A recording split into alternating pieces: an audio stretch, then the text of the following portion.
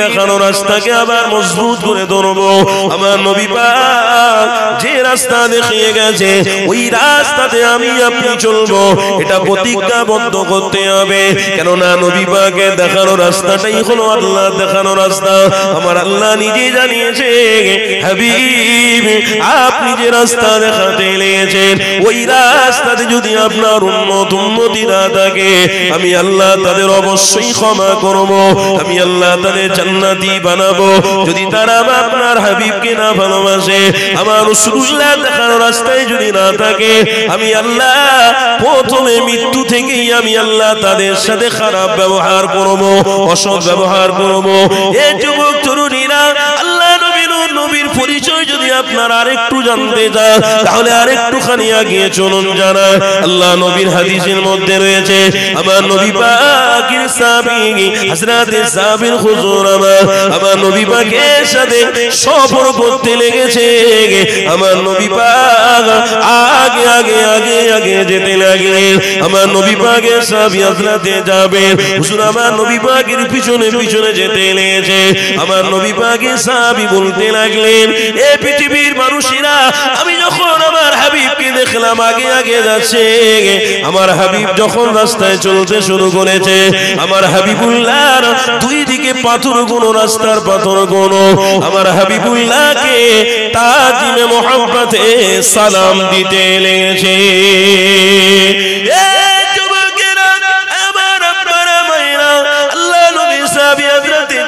হুজুর বলতে লাগলেন, এ পৃথিবীর মানুষেরা, আমার রাসূলুল্লাহ যখন রাস্তা দিয়ে হেঁটে হেঁটে যেতে লেগেছে, আমি নিজের চোখে দেখলাম কিছু পাখি উড়ে উড়ে এসে আমার হাবিবের পিছনে উড়ে উড়ে আমার রাসূলুল্লাহকে তাজিমে প্রেমের সালাম দিতে লেগেছে। আমি জাবের নিজের চোখে দেখলাম আমার হাবিবুল্লাহকে পাথর গুলো সালাম দিচ্ছে, আমার হাবিবুল্লাহকে পাখি গুলো সালাম দিচ্ছে, আমার হাবিবুল্লাহকে রাস্তা ছোট ছোট পাথর গুলো মহব্বত করেছে।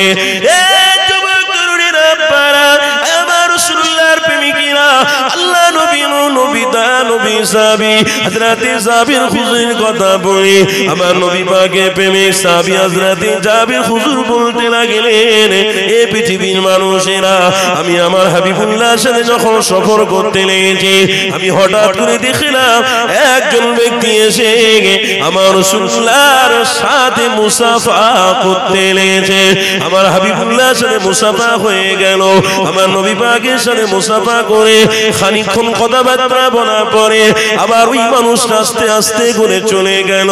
আমি সাহস পাচ্ছিলাম না আমার হাবিবকে একবার জিজ্ঞাসা করব, কোন মানুষটা আপনার সঙ্গে দেখা করলো? এই মানুষটাকে আমি মদিনা জমিনে দেখিনি, এই মানুষটাকে আমি মক্কা জমিনে দেখিনি। আমার হাবিবুল্লাহকে বলবো আমি সাহস পাচ্ছিলাম না। আমার নবী পাকের কাছে বলবো এই অবস্থা আমার মধ্যে হচ্ছিল। হঠাৎ করে আমার হাবিবুল্লাহর সামনাসামনি দাঁড়িয়ে আমার হাবিবুল্লাহকে আমি জানাতে লাগলাম, ইয়া রাসূলুল্লাহ, হাবিবাল্লাহ, হুজুর বেয়াদবি নেবেন না, আমি একটা কথা আপনার কাছে বলবো, আপনি কি আমার কথায় গুরুত্ব দেবেন? আমার দয়ার নবী পাক বলতে লাগলেন, বাবা সাহাবী জাবের, বলো বাবা কি কথা? আমার রাসূলুল্লাহ সাহাবী হযরত জাবের বলতে লেগেছে, ইয়া রাসূলুল্লাহ, হাবিবাল্লাহ, যে মানুষটা আপনার সাথে মুসাফা করতে লেগেছে ওই মানুষকে আমি মক্কা জমিনে দেখি না, ওই মানুষকে আমি মদিনা জমিনে দেখি না, ওই মানুষের পরিচয় আমি জানতে চাই। আমার রাসূলুল্লাহ সাহাবী হযরত জাবেরের কথা শুনে আমার নবী পাক বলতে লেগেছে, এ বাবা জাবের, ওই মানুষটা দুনিয়ার কোন মানুষ নয়, ওই মানুষটা হলো ফেরেশতাদের সবথেকে বড় ফেরেশতা হযরত জিবরাইল আলাইহিস সালাম। আরেকটু জোরে হবে না? এর তরুণেরা, আমার হাবিবের প্রেমিকেরা, আসো তাহলে আলোচনার দিকে আবার ফিরে যাই। আল্লাহ নবী আজ থেকে ১৫০০ বছর আগে তোমাকে আমাকে মেসেজ দিয়েছে, ওই মেসেজটাকে তোমরা ইন্সপেক্ট করে নাও, ওই মেসেজটাকে জীবনের অঙ্গ প্রত্যঙ্গে তোমরা মেনে নাও, ওই মেসেজটাকে তোমাদের জীবনের মধ্যে তোমরা পরিহার করে ফেলো। এই যুবক তরুণীরা, আমার রাসূলুল্লাহ রাসূলুল্লাহ দিওয়ানারা ওই মেসেজটা তোমরা ভুলে যেও না, ওই মেসেজটাকে তোমরা ছেড়ে দিও না। কেন তোমাদের কাছে সবথেকে বড় নিয়ামত ইহদিনাস সিরাতাল মুস্তাকিম, এটা আমার রাসূলুল্লাহকে আল্লাহ দুনিয়া জমিনে পাঠিয়ে জানিয়েছে, এই পৃথিবীর মানুষেরা তোমাদের কাছে সবথেকে বড় নিয়ামত পূর্ণ দিলা। ওই নিয়ামত পূর্ণ ব্যক্তিত্ব হলো আমার সবথেকে বড় প্রেমিক, আমার সবচেয়ে ভালোবাসা যিনি, তিনি হলেন মুহাম্মাদুর রাসূলুল্লাহ। আরো জোরে বলুন, যুবক তরুণীরা, আমার আম্মারা, মায়েরা, বোনেরা, আসো আমার হাবিবের আলোচনা শুনি, আসো আমার হাবিবকে নিয়ে চর্চা করি। কেননা আমার হাবিবকে আল্লাহ এতটা ভালোবাসে, আমার হাবিবকে আমার আল্লাহ কতটা প্রেম করে। একদিন আমার হাবিবকে রব্বুল আলামিন আল্লাহ বলতে লাগলেন, আমার হাবিব, আপনাকে আমি আল্লাহ বড়ই ভালোবাসি। আমার রাসূলুল্লাহ বলতে লাগলেন, ও রব্বি আল্লাহ, আপনি আমাকে এতটা ভালোবাসেন কেমন, আপনি কি একবার পরিচয় দিয়ে দেন। আমার আল্লাহ বলতে লাগলেন, আমার হাবিব, আপনাকে আমি অনেক ভালোবাসি, এর পরিচয় আপনি যদি শুনতে চান শুনুন। আমার রব জানাতে লাগলেন, আমার হাবিবের, আমি আমার রাসূলুল্লাহকে সব থেকে বেশি ভালোবাসি। কেন আদম নবীকে আমি পয়গম্বর বানিয়েছি, হযরতে মূসা নবীকে আমি পয়গম্বর বানিয়েছি, হযরতে শীস নবীকে আমি আল্লাহ পয়গম্বর বানিয়েছি, হযরতে ইদ্রিস নবীকে আমি আল্লাহ পয়গম্বর বানিয়েছি, হযরতে সুলাইমান নবীকে আমি আল্লাহ পয়গম্বর বানিয়েছি, হযরতে ইদ্রিস নবীকে আমি আল্লাহ পয়গম্বর বানিয়েছি, হযরতে ইসমাঈল নবীকে আমি আল্লাহ পয়গম্বর বানিয়েছি। কিন্তু আমার হাবিবকে আমি আল্লাহ মুহাম্মাদুর রাসূল বানিয়েছি। আরো জোরে বলো, যুবকেরা, আমার আব্বারা, মায়েরা, শোনো, আমার হাবিবের বিষয়ে আল্লাহ পরিচয় দিতে লেগেছে। এ দুনিয়ার মানুষেরা, এ মুসলমান জাতিরা শোনো, আমার মুসলমান ঘরের আম্মা জানেরা শোনো, আমার হাবিবের পরিচয় আল্লাহ নিজে দিতে লেগেছে। আমার হাবিব গো, আপনাকে আমি রাসূলুল্লাহ করে বানিয়েছি, আপনাকে আমি বড়ই ভালোবাসি। আমার রাসূলুল্লাহ বলতে লাগলেন, আপনি কেমন ভালোবাসেন আপনি জানেন। ওই সময় আমার আল্লাহ বলতে লাগলেন, হাবিব গো, আপনাকে আমি আল্লাহ এতটা ভালোবাসি, আপনার উম্মত যারাই আপনাকে ভালোবাসে, আমি আল্লাহ আপনাকে অবশ্যই এতটা ভালোবাসি, প্রেম করি। অবশ্যই হাবিব, আপনার একজন উম্মত যদি পবিত্র জুমার দিনে আসরের নামাজ পড়ে কেউ যদি এটাই বলে, আল্লাহুম্মা সাল্লি আলা মুহাম্মাদিন নবিয়্যিল উম্মি ওয়া আলা আলিহি ওয়া সাল্লিম তাসলিমা, আপনাকে এতটা ভালোবাসি হাবিব, আপনার উম্মত উম্মতিদের এক দরুদের ওসিলায়, ৮০ বার দরুদের ওসিলায় আমি ৮০ বছরের গুনাহ ক্ষমা করে দিতে পারি। আরো জোরে বলুন, আলেমরা আমল করে, কারণ মাদ্রাসার ছাত্র জীবন থেকে আমরা আমল করে আসছি। আমাদের ওস্তাদরা খুব কড়া ভাবে এটাকে বলতেন, এই জুম্মার দিনে সব বসে পড়ো, দরুদ পড়ো, দরুদ। হুজুর কোন দরুদ? আল্লাহুম্মা সাল্লি আলা মুহাম্মাদিন নবিয়্যিল উম্মি ওয়া আলা আলিহি ওয়া সাল্লিম তাসলিমা। আমাদের হুজুররা বলতেন, বাবা বাবা পড়ো পড়ো, ছাত্র জীবন থেকে শুনে আসছি, নূরে মুহাম্মাদির নামের বরকতে আল্লাহ উম্মতের ৮০ বছরের গুনাহকে ক্ষমা করে দেন। জোরে হবে না? কি নবী পেয়েছি বা, আমার আল্লাহ খুদ বলছে, হাবিব আপনাকে অনেক ভালোবাসি, হাবিব আপনাকে অনেক ভালোবাসি। আমার রাসূল বলছেন, আল্লাহ আপনি আর কি ভালোবাসেন, আর কত ভালোবাসেন, আর কত। আমার আল্লাহ বলছেন, হাবিব আপনাকে এত ভালোবাসি, আপনার জন্য আপনার উম্মত প্রথমে আমি আল্লাহ জান্নাতি বানিয়ে দিতে পারি। আমার রাসূল বলছেন, আল্লাহ আর কত ভালোবাসেন, হাবিব আপনাকে এত ভালোবাসি, আপনার প্রথম আপনার উম্মতদের প্রথম হিসাবটা আমি আল্লাহ আগে নিয়ে নিতে পারি। তাহলে এটা নবীর খাতিরে হচ্ছে তো, কি গো আব্বা, নবীর জন্যই তো হচ্ছে, নাকি আমার বাপের জন্য হচ্ছে, আমার পূর্বপুরুষের জন্য হচ্ছে? কার জন্য হচ্ছে? কার জন্য? সেই রাসূলের প্রেমিক আমরা, এই রাসূলের রাস্তা থেকে অনেকটাই আমরা সরে গেছি, এই রাসূলকে চিনতে পারি। সেই নবী আমরা চিনতে পারিনি।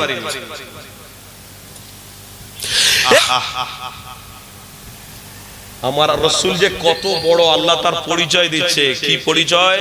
এই পৃথিবীর মানুষ রূপী করে আমি ফেরেশতা জিবরাইলের সাথে আমি রাসূলুল্লাহর দেখা করিয়ে এটাই প্রমাণ করাচ্ছি আসমানের ফেরেশতাও আমার রাসূলের সাথে মুসাফা করে, কথাও বলে। আমার কথাতে থুতু বেরোয়, আমার কথাতে গন্ধ বেরোয়, আমার কথাতে বুদবু বেরোয়, আমার দাঁত পরিষ্কার নেই, মাঝে মাঝে বেরাস করি, মাঝে মাঝে করি না, আমার কথাতে মিষ্টি নেই, আমার কথাতে সেই চরিত্র নেই, আর আমি এই জবান দিয়ে আবার রাসূলের বিরোধী করছি। বলুন না নাউজুবিল্লাহ। কি গো, আমার কথায় কি আপনারা কষ্ট পাচ্ছেন নাকি? আপনাদেরকে হাত জড়ো করে বলে যাচ্ছি, যে সমস্ত ব্যক্তি আমার রাসূলের বিরোধীকারী হবে তাদের সাথে কোনোদিন সম্পর্ক রাখবেন? তাদের দাওয়াত করে নিয়ে আসবেন? তাদের পয়সা দিয়ে দাওয়াত করে খাওয়াবেন নাকি? সম্পর্ক করার দরকার নেই, একদম দূরে থাকবেন, बिल्कुल सरासर दूर में रहो, क्योंकि वो हमारे रसूल के दुश्मन है और दुनिया में जो रसूल के दुश्मन है उसके साथ उम्मत कभी भी कोई ताल्लुकात नहीं कर सकता।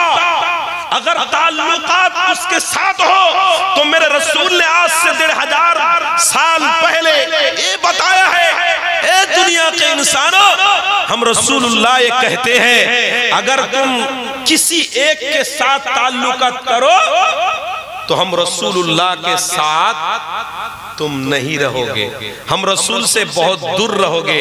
तुम किसी एक के साथ ताल्लुक करोगे, मेरे रब ने तुम्हारे लिए 1000 दरवाजा बंद कर देंगे।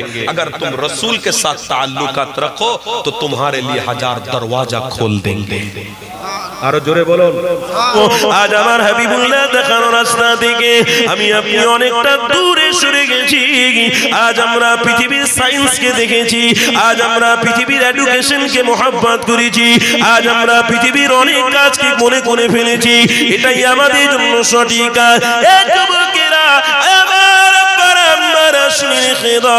আমার রাসূলুল্লাহ দেখানো রাস্তাটাই হলো খুদ আমার রবে দেখানো রাস্তা।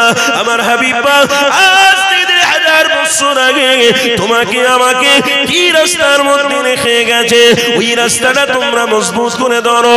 হ্যাঁ, কি আমার নবী পাক জানাতে লাগলেন, বাবা সাহাবারে আমি রাসূলুল্লাহ তোমাদেরকে জানিয়ে দিই, ইন্না মিন আশরাতি সাআ ইয়ারফাউ ইলমু ওয়া ইয়াসবুতাল জাহালু ওয়া ইশরাবুল খামর ওয়া ইয়াযখারাজ জিনা। বাবা, যখন সমাজে জিনা ব্যাপক হারে বেড়ে যাবে, আমি রাসূলুল্লাহ তোমাদেরকে জানিয়ে দিলাম, জিনা যখন বেড়ে যাবে আল্লাহর রহমত তখন আসা বন্ধ হয়ে যাবে। আমার হাবিবুল্লাহ জানাতে লাগলেন, এ বাবা সাহাবারে আমি রাসূলুল্লাহ তোমাদেরকে জানিয়ে দিলাম, যখন সমাজে অন্যায় বাড়বে আল্লাহ তোমাদের কাছ থেকে রহমত কেড়ে নেবে। সমাজে যখন মারামারি বেড়ে যাবে আমার রাসূলুল্লাহ বলতে লাগলেন, আল্লাহ রহমত বরকত বাড়িয়ে দেবে না, আল্লাহ কমিয়ে দেবে, তোমাদেরকে ধ্বংস করে দেবে, তোমরা নাজাতের রাস্তা দেখতে পাবে না। এই যুবকেরা, আমার আব্বারা, মায়েরা, বোনেরা, আল্লাহ নবী বলতে লাগলেন, আল্লাহ তোমাদেরকে একটা জিনিস দিয়েছে, সেটা হলো সবথেকে বড় নিয়ামত, সেটা হলো মুহাম্মাদুর রাসূলুল্লাহ। আর আমার হাবিবুল্লাহকে আল্লাহ একটা সবথেকে বড় গুরুত্বপূর্ণ জিনিস দিয়েছে, সেটা হলো ইলম, বোঝার মতো শক্তি, বোঝার মতো মন মানসিকতা। এই বোঝার মতো শক্তিটা আল্লাহ নিজে দিয়েছে। এই যুবকেরা, আমার রাসূলুল্লাহ জানাতে লাগলেন যে সমাজে জিনা বেড়ে যাবে, যে সমাজে ব্যভিচারী বেড়ে যাবে, আমার রাসূলুল্লাহ বলতে লাগলেন, আল্লাহ তোমাদের কাছ থেকে ওই ইলমটাকে তুলে নেবে। তোমরা সবাই মূর্খ হয়ে যাবে, তোমরা সবাই বেঈমান হয়ে যাবে, তোমরা সবাই নিজেরা মারামারি করতে শুরু করে দেবে, তোমরা নিজেরা ধ্বংসের পথ ধরে নেবে, তোমরা তোমাদের ভাইকে মানবতার সঙ্গে দেখবে না, তোমাদের মাকে তোমরা ভালোবাসবে না, তোমাদের বোনকে ভালো লাগবে না, তোমাদের স্ত্রী তোমার চোখে ভালো লাগবে না। কেন? তোমাদের কাছ থেকে আল্লাহ ইলম নামক নিয়ামতটা তুলে নেবে। আমার হাবিবুল্লাহ জানাতে লাগলেন, এ বাবা সাহাবারে আমি রাসূলুল্লাহ তোমাদেরকে জানিয়ে দিলাম, সর্বপ্রথমে আল্লাহ ইলম তুলে নেবে। ইলম যদি তুলে না, তোমরা সবাই মূর্খ হয়ে যাবে, মার্ডার করবে, অত্যাচার বাড়বে, মারামারি বাড়বে, হিংসা বেড়ে যাবে। আমার হাবিব জানাতে লাগলেন, বাবা সাহাবারে, আমি রাসূলুল্লাহ তোমাদেরকে জানিয়ে দিলাম, ওই ইলম যদি তুলে না হয় আর পৃথিবীর জমিনে আল্লাহ রুজি বলে কিছু রাখবে না।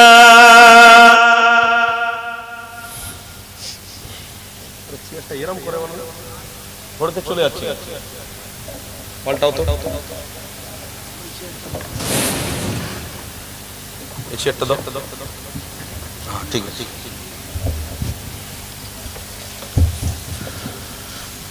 এবার ঠিক আছে, এবার ঠিক আছে।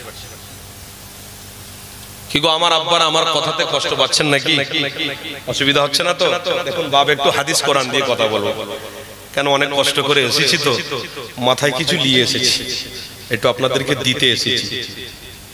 তবে টাকা পয়সা দিতে আসিনি, পৃথিবীর কোন সম্পদ আপনাদেরকে দিতে আসিনি, তবে সম্পদ কামিয়াবি হয়েছে যার জন্য মোহাম্মদ রসুল, সেই মোহাম্মদ রসুলকে চেনাতে এসেছি।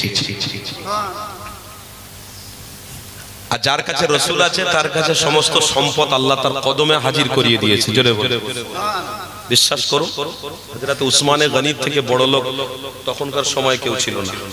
কেন? রসুলকে ভালোবেসে আল্লাহ তার ইজ্জত, সম্মান, রুজি আরো বাড়িয়ে দিয়েছিলেন।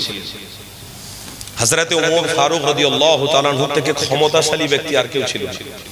যখন রসুল ধরেছে আল্লাহ আরো পাওয়ার বেড়িয়ে দিয়েছে। উমর ফারুকের পাওয়ার আরো বেড়ে গেছে। এই রিসেন্টলি কিছুদিন আগে যাকে একটা কথা বলছিলাম যে হাদিসটা, ওটা বলবো, তার আগে একটু আপনাদেরকে কথাটা এলো প্রসঙ্গে যখন একটু বলে দিই। রিসেন্টলি কিছুদিন আগে আমেরিকার একটা বক্সার, সম্ভবত নাম জেলিন্স নাইস, এরকম একটা নাম, ওই ব্যক্তিটার কাছে কোনো জিনিসের কমি নেই। নারী, অর্থ, টাকা, সব জিনিস আল্লাহ দিয়েছে, দিল ভরে দিয়েছে। কিন্তু ব্যক্তিটা বলছেন, বলে আমার কাছে একটা জিনিসের কমতি ছিল, সেটা হলো রাসূল। জোরে বলে, কি কমতি ছিল? কমতি ছিল ওটা, তিনি দাড়ি রেখে মাথায় টুপি পরে, একটা মুশরিক ব্যক্তি, একটা ইহুদি ব্যক্তি দাড়ি রেখে মাথায় টুপি পরে যখন আমার নবী পাকের দরবারে গিয়ে জিয়ারত করে পৃথিবীর মানুষকে বলছে, এই দুনিয়ার মানুষেরা, আমার কাছে নারী ছিল, গাড়ি ছিল, অর্থ ছিল, আমার কাছে ক্ষমতা ছিল, আমি সবকিছু দেখেছি, কিন্তু পৃথিবীর সব জিনিসের থেকে বেশি মজা কিন্তু মোহাম্মদ রাসূলের প্রেমে পেয়েছি। দেখুন, অত বড় একটা শিক্ষিত এডুকেট মানুষ, সে বলছে আমার রসুলকে প্রেম করে যে মজা পেয়েছি, পৃথিবীর কোন জিনিসে অতটা মজা পাইনি। আর আমার ঘরে কিছু কিছু মানুষ, আল্লাহকে সাক্ষী রেখে বলছি, ক্ষমা করবেন আমাকে, কেন মাইক চলছে তো, কিছু কিছু ওলামা হযরত এমনও আছেন, আমি আলেমদেরকে বলি, কেন আমি আলেম তো, আপনাদের বললে আপনারা রেগে যাবেন, বলেন হুজুর আবার আমাদের ঘাড়েই সব দোষ চাপাচ্ছে। না, আমার কথা বলছি, কিছু কিছু আছেন তো ওয়াজ করতে জানলে আমি একটা বিশাল, কেউ আবার বুখারী শরীফ পড়াতে জানলে আমি একটা বিশাল কিছু। আলহামদুলিল্লাহ, আল্লাহ আপনাকে ওই জায়গাতে রেখেছে, আল্লাহ পছন্দ করেছে বলে ওই জায়গা দিয়েছে। তো ওটা অহংকারী না, আল্লাহর শুকরিয়া আদায় করুন। কথা ঠিক না বললেন? অহংকারী না, শুকরিয়া আদায় করুন, আল্লাহ ওই জায়গাটা আপনাকে দিয়েছে। কেউ যদি ইমামতির জায়গা পায়, আল্লাহ ওই জায়গাটা ওনাকে দিয়েছে, আল্লাহকে ভালোবেসে দিয়েছে। কেউ যদি মুয়াজ্জিনের দায়িত্ব পান, তো আল্লাহ ওই জায়গাটা ওনাকে ওই জায়গায় ভালোবেসেই দিয়েছে। কেউ যদি আবার এই মজলিসের মাইকের দায়িত্বে থাকেন, তো আল্লাহ ওই জায়গা পছন্দ করেছে, তাই ওনাকে ওই জায়গা দিয়েছে। তো এতে ওই জায়গা পেয়ে কোনোদিন হিংসা করতে যাবেন না, কোনোদিন বড়ত্ব হতে যাবেন না, বড়ত্ব দেখাতে যাবেন না। কেন? বড়ত্ব একমাত্র মালিকই দেখাতে পারে। সবাই আমরা কিন্তু তেনার গোলাম। সবাই কার গোলাম? আমরা কার দাস? কার দাস? কারণ আল্লাহ নিজে পবিত্র কোরআনে বলছেন, ওয়াসিআ কুরসিয়ুহুস সামাওয়াতি ওয়াল আরদ ওয়ালা ইয়াউদুহু হিফযুহুমা ওয়া হুয়াল আলিয়্যুল আযীম। আমি আল্লাহ আসমান, জমিন, চন্দ্র, সূর্য, রাত, দিন, নক্ষত্র, তারা সবকিছুর মালিক আমি আল্লাহ। জোরে বলে। আর আমরা নিজের চোখেও তো দেখছি, কি গো, তাই তো নাকি? নিজের চোখে দেখছি আল্লাহ মালিক, কিন্তু হাকিকাতে বলছি আমরা যে রাস্তা ধরেছি ওই রাস্তায় হিংসা, বিদ্বেষ, অহংকার আরো বেড়ে যাচ্ছে। আর যদি প্রকৃতপক্ষে লা খাউফুন আলাইহিম ওয়ালা হুম ইয়াহজানুন, এর তাফসীর কিন্তু অনেক বড়। এই তাফসীরটা যদি পড়া যায় তো আপনি অবাক হয়ে যাবেন। তাফসীরে কুলতুবির মধ্যে আছে লা খাউফুন। যদি প্রকৃতপক্ষে যতই বড় এডুকেট শিক্ষিত থাক না কেন, প্রকৃতপক্ষে যদি আল্লাহর ভয় থাকতো, রাসূলের প্রেম থাকতো, তো সমস্ত জায়গায় তার ব্যবহারটা নম্রতা ভদ্রতাই হতো। আর প্রত্যেকটা নম্রতা ভদ্রতা থাকা মানে রাসূলের প্রেমিক বলে পরিচয় দেওয়া। আরো জোরে বলুন। শিক্ষিত হোক আর যাই হোক, প্রত্যেকটা মানুষের ভিতরে নম্রতা, ভদ্রতা, চলাফেরা, ওঠা বসা, কথাবার্তা, নম্রতা, ভদ্রতা, আদব যদি থাকে তো ইনশাআল্লাহ ওই ব্যক্তিটাই রাসূলুল্লাহর আশিক। জোরে বলো। কেন নম্র ভদ্রতা কোন কওমের দ্বারাই হয় না, একটাই জিনিসের দ্বারাই নম্রতা ভদ্রতা ফিরে আসতে পারে, সেটা হলো নবীর প্রেম। কিন্তু আজকে সমাজে আমরা রাসূলুল্লাহর প্রেম থেকে অনেকটা পিছিয়ে গেছি, তাই আমাদের কাছে নম্রতা, ভদ্রতা, কথাবার্তা, চলাফেরা অনেকটা ডিজাইন আলাদা হয়ে গেছে, সিস্টেম অনেকটা আলাদা হয়ে গেছে। তাই আমার রাসূল কি বলছেন, তোমাদের কাছ থেকে ইলম তুলে নেওয়া হবে, আর কোন ইলম? রাসূলুল্লাহকে চিনতে তোমরা আর পারবে না, ওই ইলমটাই আল্লাহ তুলে নেবে। কেন? এই জন্য যে তোমাদের কাছে সব থাকার পরেও কিন্তু আসলটাকে তোমরা ধরতে পারবে। তাই এত বড় শিক্ষিত মানুষ, আমেরিকার এত বড় পণ্ডিত, এত বড় ক্ষমতাশালী, তিনি বলছেন পৃথিবীতে যা আছে সবার থেকে বেশি আমি মুহাম্মদ রাসূলকে ভালোবেসে সব থেকে বেশি মজা পেয়েছি। জোরে বলে। আমি আপনি সামান্য শিক্ষিত, এই সামান্য শিক্ষা নিয়ে কিন্তু আমরা অনেকটা গর্ব করে ফেলি, অহংকার করে। আল্লাহর ওয়াস্তে বলছি অহংকার নয়, ভদ্র হওয়ার চেষ্টা করুন, ভদ্র হওয়ার চেষ্টা করুন। আপনার কথার দ্বারায়, আপনার চলাফেরার দ্বারায় কোনো মানুষ যেন কষ্ট না পায়। কি গো, আপনাদের অসুবিধা হচ্ছে? কথাটা একটু মিলিয়ে নেবেন। এই রিসেন্টলি ইংল্যান্ডে একজন ব্যক্তি 10 জন বড় লোকের মধ্যে একজন বড় লোক। কজন বড় লোক বললাম? 10 জন।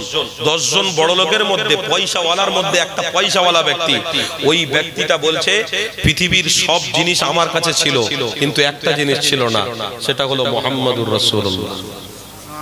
নবী পাকের দরবারে গিয়ে, আমার নবীর রওজাতে গিয়ে কেঁদে কেঁদে চোখের পানি ফেলে পৃথিবীর প্রত্যেকটা মানুষকে বলছে, এই পৃথিবীর মানুষেরা, আমার কাছে সব ছিল কিন্তু নবীর প্রেম ছিল না। পৃথিবীতে সব জিনিস আমি দেখেছি, সব জিনিস নিয়ে ঘাটা, সব জিনিস নিয়ে চলাফেরা করেছি, কিন্তু আমি চিনতে পারিনি রাসূলকে। আমি রাসূলকে পেয়ে সব থেকে গর্ব, সব থেকে নিজেকে নিজে শান্তি বোধ মনে করছি রাসূলকে পেয়ে।